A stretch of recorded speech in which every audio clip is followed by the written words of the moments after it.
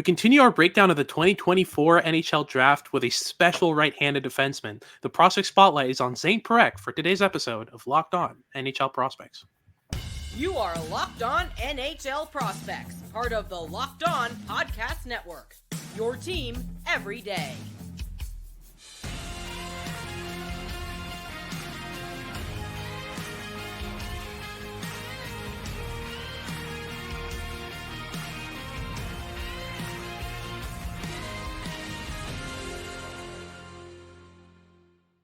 Hello and welcome back to Locked On NHL Prospects, part of the Locked On Podcast Network, your team every day. On this podcast, we break down everything prospects related for you 5 days a week, Monday to Friday. I'm Hadi Kalakash and joined today by Jordan Harris, our OHL scout at Dauber Prospect, with Sebastian out for the next couple of episodes. I thought I'd bring in an expert for the next two prospects. We're both big fans of them. Today's episode will be focused on Zayne Parekh, a great offensive defenseman, a right-handed defenseman, who's due to be drafted at least in the top 15 of the 2024 NHL Draft. We'll get into his tools first and foremost, talk about the skating, the projection in terms of stick handling, puck skills, shot, all that good stuff. In our second segment, we'll focus more on the toolkit and the habits in his game. And then in our final segment, we'll talk about the projection with Parekh, what the upside is, what the floor is, and which team would be the best fit. But before we get into any of that, make sure to like and subscribe if you're watching on YouTube. Leave us a comment letting us know what you want us to talk about next. And if you're listening on your favorite podcasting platform, make sure to make us your first listen of the day. It's always very much appreciated. So, Jordan, I think we can get things started here by just talking about the frame of Zayne Parekh. So, size, handedness, talk me through that with Zayne Parekh. Yeah, for sure. I think first and foremost is, whenever you think of a player that, plays like him, you often think, oh, well, is he 5'9", 5'10", 150, 160 pounds here? No, he's not that kind of, he's not that kind of build. We're looking at a guy who's already 6 feet tall. So he's 6'0", and 185 pounds. Also, obviously it's very, right shot defensemen are very scarce in the NHL. And he's right shot as well. So that alone is kind of boosts up on some people's boards. Absolutely, yeah. And talk me through the style a bit. This is a player we both love and we both watched a ton, but really want to hear your thoughts on what kind of style does he play? What kind of mold does he fit as a defenseman? Yeah, so he's a creator. That's like first and foremost. He commands play. He just moves so effortlessly around the ice. He's got an exceptional vision. He's always trying to find players, whether it's to work a give and go or just to set people up. And yeah, he's a high offensive, defenseman who is just putting up unbelievable numbers in the OHL on a team that's obviously really good, but he's also leading that team in points by 17 as a draft eligible defenseman. Yeah, as of right now, he's at 76 points in 50 games. Just absurd production from him right now. And, it's very rare that you'll see a defenseman in the OHL say that they have scored 2 consecutive 20-goal seasons before the age of 18. Like, that's ridiculous. Exactly. He had 21 goals last year as a draft -1. And then this year, even before turning 18, he turned 18 on February 15th. Literally today, as of recording this, Zayne Parekh turned 18 and he already has 26 goals on the season. So 2 consecutive 20-goal seasons as a defenseman before the age of 18 is ridiculous and it's unheard of. But beyond that, I think the points are a window into what makes Parekh so good. I think we can start with the puck skills. Obviously, the shot is ridiculous. You don't score 20 goals in consecutive seasons as an under 18 defenseman in the OHL without having a booming shot. And not just the accuracy and the power of it, but the placement is really, really smart. He's comfortable fluttering pucks on net when there's a tip-in option, when he sees a forward who's free in front of the net. He's comfortable just blasting it off a one-timer or even off just a regular slapper heading into the offensive zone when he gets the chance. But he also gets a lot of puck touches below the blue line. So once he gets to the top of the circles, he's comfortable just keeping on and continuing his routes. He finishes a lot of routes at the net. He's got fantastic hands as well, which help him kind of navigate pressure and drive his way to the net. But I think of the shot, the stick handling and the playmaking, it's really the playmaking that stands out the most, right? Yeah, definitely. Like, there are times where you'll watch Parekh And I think my favorite thing about him is he is never looking in the direction to where he wants to go. Yeah. I've seen him walk the blue line where he's actually his hips are turned, perpendicular to the net, and he's looking towards the boards, and all of a sudden he cuts up and he's driving the net and taking a shot from the high slot. He's the king of deception. It's everything about his game is to bait players into going in a place that he wants them to go to because he has no plans of going there. He's going somewhere else. He does that with, obviously the way he can move is he can flip his hips. That, makes players think that he's going a certain direction. That's the head fakes. It's the, the scanning and just looking at spots in the ice where he's not going to go, so that he can dart through to another area where he will go. Yeah, absolutely. I mean, that's what's really interesting, especially with Parekh as well. And we'll talk about that a bit more with the toolkit. But he's a master of sleight of hand. He's like he's a magician, but not in the sense that's usually used to describe really flashy, really skillful players. He's a magician in the sense that he always hides his true intentions, and he consistently fools you by making you go the wrong way, look the wrong way, make the wrong decision. He forces wrong decisions from opponents consistently with his stick handling, with his use of his eyes and his body as kind of misdirecting tools. It's fantastic to watch. But yeah, the playmaking itself, I mean, there's a wide arsenal of passes here. He can flip area passes into spots for his teammates to skate into.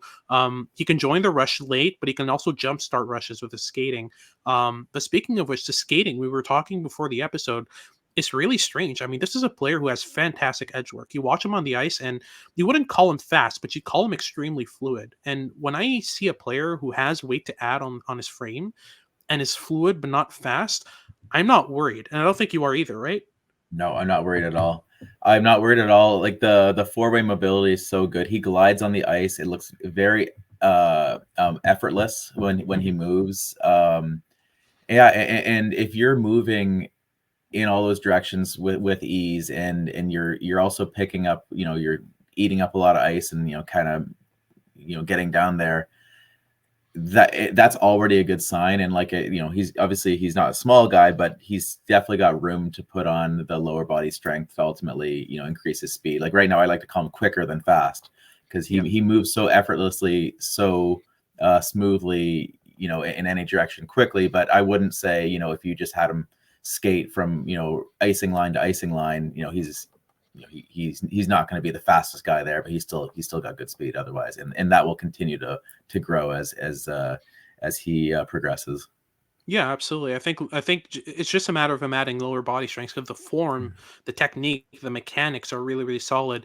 He's just not getting enough power behind his strides yet, and I think that's just a matter of time. I think this is the type of thing that any team can work on. You don't need to be a skating specialist, right? And also skating is it's a lot of it's obviously your mobility, how speed and stuff like that. But skating is also what how you work crossovers and ultimately deceive people to gain separation. Like there's a lot of guys who aren't burners who get separation by using their edges and crossover steps as well. So it's not just pure speed. And look, he's even gonna be good in that area too. So yeah, absolutely. He's an absurd player in terms of tools. But now we'll get into an interesting part of Parekh's game, and a part where there are strengths and there are definite weaknesses. We'll talk about the tools, the toolkit rather, and the overall habits in Zayne Parekh's game after these messages from our sponsors here at Locked On NHL Prospects.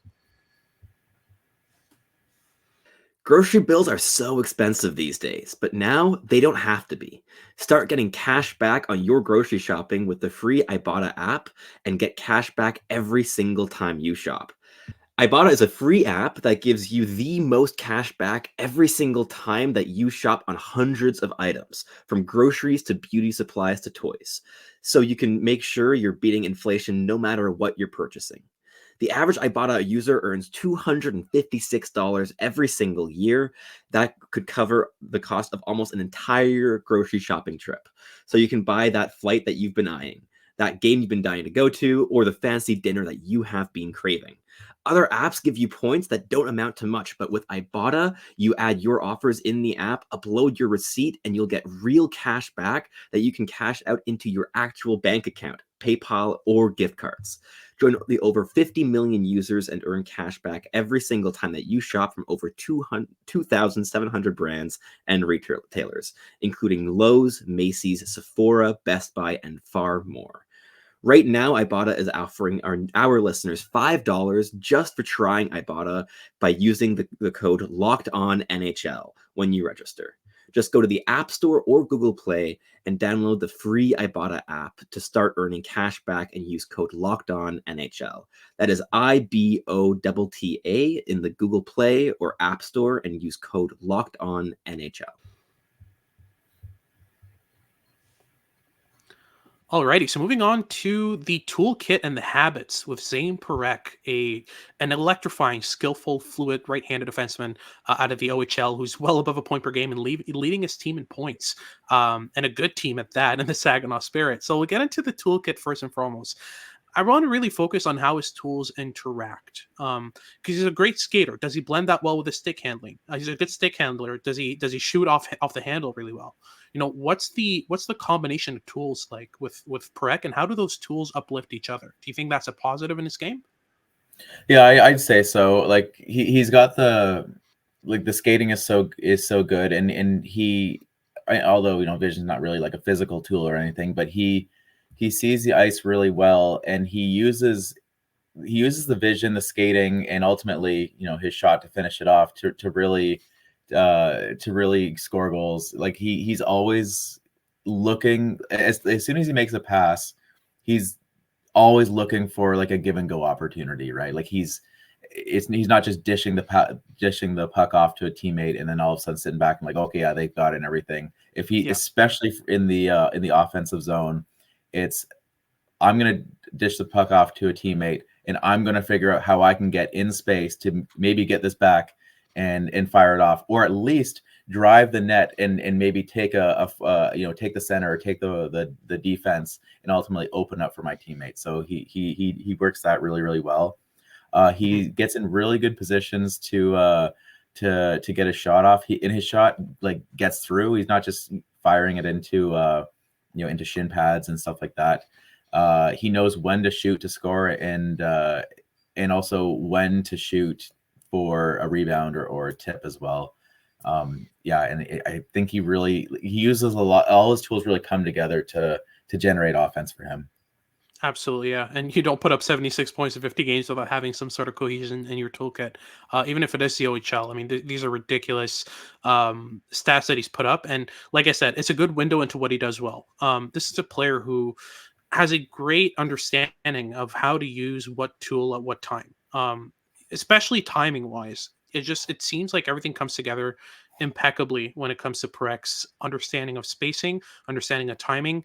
He hits pockets at just the right time. His give and go game is excellent, and this is usually something you see from polished forwards. And this is a barely 18-year-old defenseman doing this kind of stuff at a high-end level. And one of the biggest signs for me of hockey sense are two things: area passes and give and goes. That means that you really understand how to progress play a step or two in advance. After that, you can build into the no look passes, the constant scanning, and kind of sixth sense for where your teammates are, which Parekh also has. His hockey sense is high end, right? Oh, big time. I also like when he activates in the offensive end. Like he's he'll be behind the net at times, like he generally knows when to pinch pretty well. He'll maybe cheat a bit for offense, but he's oh my god, like it's so impressive with him how he's able to find space to get open and ultimately get a shot off, or to ultimately fire a pass through the crease across to a winger who's going to tip or who's going to just tap it in. It's unbelievable with him. Yeah, absolutely. I also want to talk about the habits with Parekh because this is a player who's constantly scanning, who's constantly taking in his surroundings. His pre-touch setups are great. I mean, he's constantly receiving pucks in motion as well, so he never really needs to stop moving his feet in order to make a play. He blends his fluid skating exceptionally well with his ability to go from full motion to pass to handle. Everything blends well together in terms of what he does on the ice, not just in terms of the way he thinks the game, but the way Yeah, he goes from tool to tool. There's this kind of seamless progression which you rarely see with prospects, and this is the one thing that I point to and say this is a game changer for Parekh, because what really hinders a lot of players at the NHL level is that they have to stop moving, or they have to figure out their next play after they receive the puck. Either one of those two things. Parekh's already good in both of those areas. I mean, this is a player who, like I said, does everything in motion, which makes it really easy for him to go from retrieving a puck behind his goal to making a pass or breaking out the puck or stick handling through pressure. But on top of that, there's a poise in his game that's really, really impressive, right? And I think this is both a strength and weakness with Parekh. Like, there's a part of his game where you're like, oh my goodness, this kid has no panic at all. But then you're sometimes just like, please panic. You're being pressured from three sides. Like, what's going on here? for sure. And yeah, and a couple of things you touched on, like I'd love to elaborate on those as well. The first being the scanning, and like you were saying, when he receives the puck, he's not slowing down to ultimately receive it and then look to see who's there. Like, he does all of his scanning before he has the puck. And because we talked about before, once he has the puck, he's kind of all like the sleight of hand where he's not really like giving you much and he's trying to bait you into other things. Like, he knows where his teammates are and where they're going before he receives the puck. So then when he gets the puck, he's already at full speed and he knows where they're going and can hit him with the pass. His scanning prior to getting the puck is just it's unbelievable. And then the other thing was, he is so calm out there and then that's the feature in the bug as well of it, right? Like, you think, wow, like, this guy is so calm, he doesn't panic, and because of that, he's able to try things and experiment and drive play and ultimately create a scoring chance. And then you look at him and say, you could afford to really pick up the pace and maybe just dish off a pass to your defensive partner, or even just the simple high and along the glass and out the end, or out of your own end.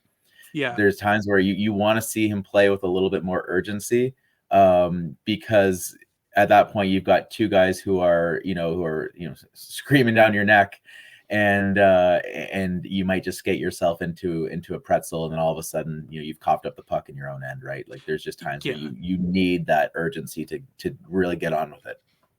For sure. And I think there has been an overcorrection with these bugs and these concerns in Parekh's game. I mean, I've seen outlets call Zayne Parekh's defending outright abysmal. I would not go that far. Like, he uses his defensive skating exceptionally well. He's really good at picking up threats and stifling them. I think it's just he still has to figure out that sometimes you do need to panic. Like, I feel like Parekh thinks that the lower his panic level, the better it is. But sometimes the right play is just to dump the puck out, like you said.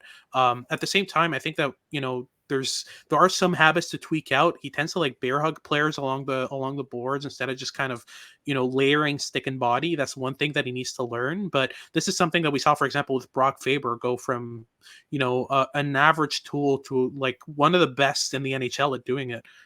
Brock Faber's fantastic at layering stick and body, and this is something that's teachable. It's a habit. It's a habitual thing. It's not an intrinsic instinctual thing. It's just that it's a small correction in the way he approaches defensive situations and loose pucks along the boards that could really kind of bring out a different level in Parekh defensively. I think it's a main concern of a lot of people with Parekh is that they see him as this kind of high calorie offense, low calorie defense type of player. It's just I don't see it like that, and I feel like you don't either. Where do you think this is coming from? Is this kind of just a misread of what Parekh's kind of skill set is, or is this kind of just boxing him into this category of defenseman that we've seen all the time, and especially this kind of category that doesn't seem to work out all that much? Ryan Merkley, Eric Brandstrom, guys like that. Like, is it that kind of thing, or what's going on there? I think it's a few things. I think I think there is a lot of I think there's a lot of it where you look at past players who have, you know, who have maybe not been the biggest guys, but who are high offensive, you know, players who were really, really deficient defensively and who might have had good but not great skating and who, you know, didn't really compete all that well. And you think, oh, well, you know, these guys didn't make it, therefore, you know, Parekh might not make it. But the offense with Parekh is so good. And the defense, although, yes, he's clearly better offensively than he is defensively, the defense is it's not as bad as Adam Boqvist, basically. Yeah. And that's kind of the and that's kind of a you know, your measuring stick, I guess, there. I also think that I do think that whenever a player plays a certain way, there's always an assumption that they're small and they're tiny and stuff like that. He's, like I said, 6', 185. Like he could very well end up playing at 6, you know, maybe 6'1" if he has another, you know, growth spurt in him. He could play at 6'1", like 195 in the NHL. Like that's not like that's, you know, Simon Nemec, right? Like that's, no one would ever say that, you know, he's smaller, flimsy. And I think the other thing is that we've seen a lot of success stories in recent years with people who have a lot of, you know, who are bigger guys who move really well, like your Jake Sandersons, your Moritz Seiders, you know, players like that, your Noah Dobsons. And although I absolutely love that archetype of player, you don't need everybody to look like that. You know, I think I'm a Red Wings fan. I've been, you know, the Red Wings have, you know, William Verlinder, Moritz Seider, Simon Edvinsson. They've got all these big guys who move, but then they draft Axel Sandin Pellikka, and Steve Yzerman said, "Well, he was something we didn't have. It was a player type we didn't have that we ultimately need." Yeah. And there's just different flavors of defensemen, right? Absolutely, and we'll get into that in our next segment where we talk about the best fit for Zayne Parekh and also the projection with him. What's his floor? What's his ceiling? Points wise, what we're expecting from him at his best, that kind of stuff. We'll get into that after these messages from our sponsors here at Locked On NHL Prospects. Here at Locked On, we're driven by the search for better, but when it comes to hiring, the best way to search for a candidate isn't to search at all. You don't need to search. You can match with Indeed. Indeed is a great place to hire and match with potential employees for your company. With over 350 million global monthly visitors, according to Indeed data, and a matching engine that helps you find quality candidates fast. Their matching engine is the highest quality you can get. They find potential employees with the exact attributes that you need for your job. If you need someone who's, you know, especially timely because your job requires that, if you need someone who's, you know, a hard physical worker for a specific job, any specific attribute you're looking for with an employee, Indeed is a great place in order to search for those candidates. And listeners of this show can get a $75 sponsored job credit to get your jobs more visibility at Indeed.com/lockedon. Just go to Indeed.com/lockedon right now and support our show by saying you heard about Indeed on this podcast. Again, that's Indeed.com/lockedon. Terms and conditions apply, but if you need to hire, you need Indeed. Alrighty, so let's close things off here by talking about the projection first and foremost with Zayne Parekh. I think we can start there because, I mean, I've gotten some flack on Twitter for saying that Zayne Parekh is the only defenseman in this draft with point per game upside. Do you see that as a realistic kind of possibility, or am I just crazy here? Oh, I think it's possible. I don't think it's probable, but I think it's possible. But like, if he doesn't, he could be a 65-point defenseman. And like, how many 65-point defensemen are there in the in the NHL, right? There's not a ton. Not many. Yeah. No, absolutely. I think that what's really interesting with Parex's offensive projection is that you look at his tools right now, and I can't really name you anything that he needs to add offensively that would make him a better player overall. It might make him more toolsy, but he thinks the game at a level that's already close to NHL. He understands the game at a high level and does great work with every puck touch. And like I said, the small details, the habits in his game offensively are really, really good and should stack up fairly well once he makes a jump to the NHL. The main thing is how much can you work on teaching him to, use his panic as a tool rather than see it as something he needs to avoid at all costs. And also just work out, iron out the the deficiencies in his defensive game. I mean, we know this. Defensemen usually they take longer to make the NHL. It's very rare that you'll see a defenseman make the NHL out of camp. It's very rare that you'll see an NHL defenseman even the year after be in the NHL. It's something that we don't see every year. Even Moritz Seider, who was fantastic in the Mhm. SHL in his draft plus two, he still spent the year in the SHL in his draft plus two. Like it takes some time to get up to NHL speed. But I feel like we could be looking in 5-6 years at one of the best defensemen in the NHL, especially offensively. Like he can be a dynamo. That's in terms of kind of the ceiling, right? But what's the floor with Parekh? Like, what's the worst case scenario that you can imagine for Zayne Parekh? Like Sam Girard, maybe. Yeah. Like that's, and he's a good player. Like that's, obviously, like there's a chance that he doesn't make the NHL, but I think it's a very, very, very tiny chance. Like there's a chance that it doesn't translate. I highly doubt that's going to happen, but there is a chance. There's always a chance. Yeah, I look at I think Sam Girard's probably the floor. Maybe a Shane Gostisbehere. That could be another comp as kind of like your higher end floor. I think obviously this guy's career was really hurt Up by and down. injuries in the Yeah. last couple of years, but Ryan Ellis is a guy who actually no draft eligible defenseman in the OHL has produced like Parekh since Ryan Ellis. So I look at him as a decent comp as well. Ellis may be a little bit better defensively, but still you're looking at a guy who's who moves pucks really, really well, can really score. I'd say that's a decent comp, but I would expect it to be. I'd expect him to land. Like I said, Sam Girard or Shane Gostisbehere is kind of your floor. Maybe Ryan Ellis a little bit in the middle, and then like we're looking at a 65, 70, 75 point player as a ceiling, and maybe point per game, like you said. So Yeah, absolutely. I see a lot of similarities in the way he approaches the game to draft year Eric Carlson. The thought process, the worrying level of calm in his game. yeah, Like I said, sometimes it's just like, please panic. Like, dude, come on, you're just being for pressured from sure. three sides.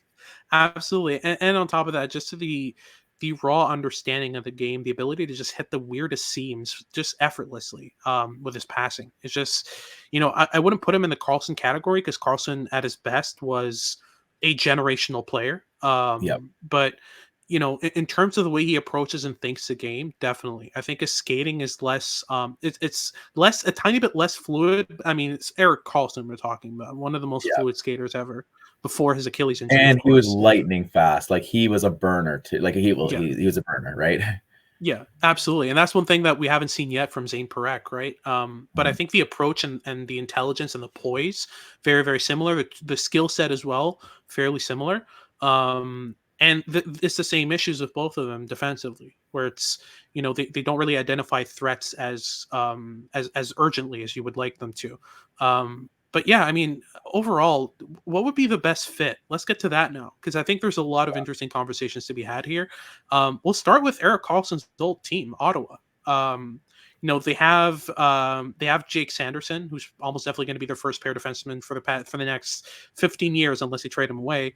How do you see Parekh fitting in next to him, and do you like that combination of tools if it ends up happening that way? Yeah, I really would, honestly. Like Sanderson is incredible already. Like he's got offensive upside. He's got size. He's a great skater, and he can really really play with anybody. Like he's done well with Chychrun when they've been together. He's obviously plays a lot with Artem Zub, right? And Zub's he's the opposite of Parekh. So I feel if Sanderson's playing with a guy who's like high octane offense, really puck mover, then he will adjust not to say that he needs to be Mark Mathot, to Zayne Parekh, Eric Carlson. Obviously, he doesn't need to be that extreme, but they'll find a way to work really well with each other. And honestly, like I think the coaches would feel really at ease knowing that you've got two guys who can move the puck, two guys who can score on that pair, and also you've got somebody who can be honest and maybe be the safety valve if Parekh is taking a bit of risk. Yeah, absolutely. We can also talk about San Jose. I mean, they could use some skill at the blue line. I mean, they do have Matthias Havila, they do have Shakir Mukhamadullin, Jake Furlong's looking fairly good, but I don't see anyone in that mold that I'd call a potential bona fide number one or top pair defenseman. And Zayne Parekh, I feel like would fit that mold greatly. I feel like Muhammadullin's also kind of the opposite of Parekh, but mentally, not in terms of tools. Muhammadullin's the most panicky defenseman I've watched in a long time. Like he's pure chaos on skates. I feel like pairing that level of panic, especially if they can develop as a defensive stalwart out of Muhammadullin, which I think is possible, not likely, but possible. That would be a great combination with Zayne Parekh. But I also think that Parekh would be a better target for them with the Pittsburgh pick, especially if Pittsburgh continues to trend the way they have. We're talking in the 10 to 15 range. I would not be surprised if teams are sour on this type of defenseman. They've always been historically. So I wouldn't be surprised to see him kind of match there. In that range as well. I mean, there are a couple teams. I don't think the Montreal Canadiens need another defenseman. I think they're good on that end. Like we're fine with that. Yeah. But I'm thinking of Chicago and like Kevin Korchinski, Alex Vlasic, who's been looking really good as a young player. Do you see a fit there? Yeah, I definitely see a fit there. Like, no one's mistaking Alex Vlasic for Zayne Parekh here. So like there's definitely although like Korchinski can put up points and he'll be a power play guy as well. You probably need two players who can definitely put up points like that. But yeah, they need a guy on the right side of the defense there. He's a good fit. And like that, the cupboards are like, Chicago isn't going to be good anytime soon, as we can see right now. So there's so many spots that are open or that are going to be open on that blue line. That you might as well load up on a diverse, skill set of defensemen and prospects in general, right? So they've kind of got their Korchinski, who's a pretty good size, kind of your two-way guy. You've got your Vlasic, who's your massive player, who's defensive, and why not grab a Zayne Parekh who could be that 70-point guy? And like, oh my god, a power play Zayne Parekh feeding Connor Bedard, like, oh my, I don't know. Yeah, that would strike fear in every NHL team. Last question: where do you see Zayne Parekh ending up? We have him ranked at 6th overall at Dobber Prospects in our prospect rankings, our midseason top 64 that just came out. But where do you see him getting picked realistically? Yeah, so history will tell us that it's probably not going to be in the top 5. Like what Quinn Hughes was 7, I think, 7 or 8 in 2018. He, like, there are definitely a lot of similarities between the two. Quinn Hughes is like one of the best skaters in the world. So it's a little bit different. I really don't, even though we have him at 6, I don't think he's going to crack the top 5. I would be surprised if he cracked the top 8. But I'm thinking the 9 to 15 range is probably where he'll go. Axel Sandin Pellikka went 17 last year in a deeper draft, and Zayne Parekh is a better prospect than Axel Sandin Pellikka. So if you adjust for kind of the quality of the draft and the fact that he's a better prospect at this age than Sandin Pellikka was, then you kind of do the math and you kind of end up around like 11 or 12, and that's kind of where some of these teams that we're talking about might end up picking, right? Arizona, another one as well, right? Absolutely. And yeah, Arizona would be a great fit. Imagine a pairing of Simishev and Parekh, or Lamour and Parekh. That's a great combination of skills. But yeah, that wraps things up for today's show. Thank you very much for tuning in. If you're watching on YouTube, make sure to like and subscribe. Leave us a comment letting us know what you want us to talk about next. And if you're listening on your favorite podcasting platform, please leave us a rating review. It helps the channel out a lot. And make sure to make us your first listen of the day. For your second listen of the day, make sure to check out Locked On Sports Today. They got all your news and updates about what's going on around sports. You can follow Jordan Harris at Jordan_NHL Draft on Twitter. He's our OHL scout at Dauber Prospects. I'm Hattie Kalakash, Director of North American Scouting at Dauber Prospects here at Locked On NHL Prospects. We hope to see you next time.